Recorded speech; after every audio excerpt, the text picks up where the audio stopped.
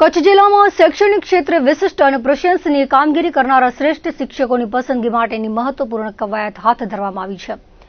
સામાન્ય રીતે દર વર્ષે શિક્ષણ વિભાગ દ્વારા શ્રેષ્ઠ શિક્ષક એવોર્ડ માટે ઓનલાઈન પોર્ટલ મારફતે નિયત સમયમર્યાદામાં અરજીઓ મંગાવવામાં આવતી હોય છે, જેમાં લાયકાત ધરાવતા શિક્ષકો ઓનલાઈન ફોર્મ ભરીને પોતાની વિગતો સબમિટ કરતા હોય છે।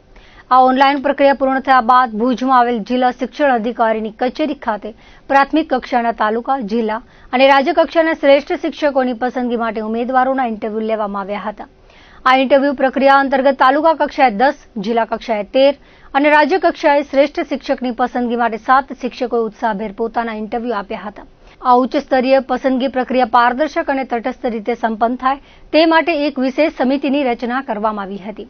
આ પસંદગી સમિતિમાં જિલ્લા શિક્ષણ અધિકારી અને જિલ્લા પ્રાથમિક શિક્ષણ અધિકારી દ્વારા ઉમેદવારોના ઇન્ટરવ્યુ લેવામાં આવ્યા હતા। આ પેનલ સમક્ષ ઉપસ્થિત થયેલા તમામ ઉમેદવાર શિક્ષકોની પ્રોફાઇલ અને દસ્તાવેજોની ઝીણવટભરી ચકાસણી કરવામાં આવી હતી। આ સમગ્ર પ્રક્રિયા દરમિયાન ઉમેદવાર શિક્ષકો દ્વારા શાળા અને વિદ્યાર્થીઓના ઉત્કર્ષ માટે કરવામાં આવેલ શૈક્ષણિક કાર્યો તેમજ રમતગમત, સાંસ્કૃતિક પ્રવૃત્તિઓ અને સામાજિક ઉત્તરદાયિત્વ જેવી ઇતર શૈક્ષણિક પ્રવૃત્તિઓ અંગેની સઘન ચકાસણી કરવામાં આવી હતી।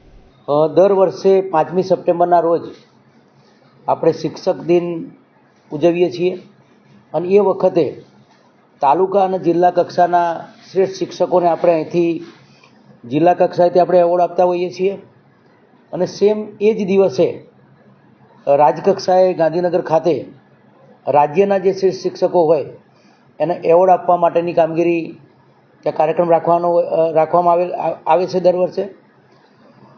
ખાસ કરીને આપણે તાલુકા કક્ષા માટે વાત કરીએ તો અત્યારે 10 જેટલા શિક્ષક મિત્રો દ્વારા એપ્લિકેશન થયેલી હતી।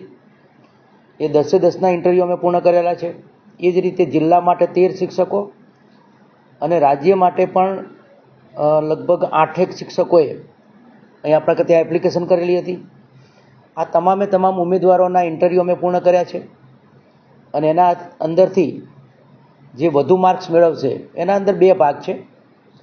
એક અમારી ટીમ જે તે શાળામાં જઈ અને વર્ગખંડનું મૂલ્યાંકન અને શિક્ષકે કરેલી કામગીરી એ પ્રત્યેક જોઈ અને એનું માર્કિંગ કરતા હોય છે અને બાકીનું જે માર્ક્સ જે હોય એ અમે અહીંથી અમારી એક કમિટી છે મારા અધ્યક્ષસ્થાનના અંદર, એના અંદર એક કેળવણીકાર છે, એવોર્ડ વિજેતા ટીચર છે, જિલ્લા પ્રાથમિક શિક્ષણાધિકારી અને જિલ્લા શિક્ષણ તાલીમ ભવનના પ્રાચાર્ય, આ 5 જણની કમિટી એ આપણે માર્ક્સ મૂકી અને જે તે શિક્ષકોને શ્રેષ્ઠ શિક્ષકો જાહેર કરતા હોય છે।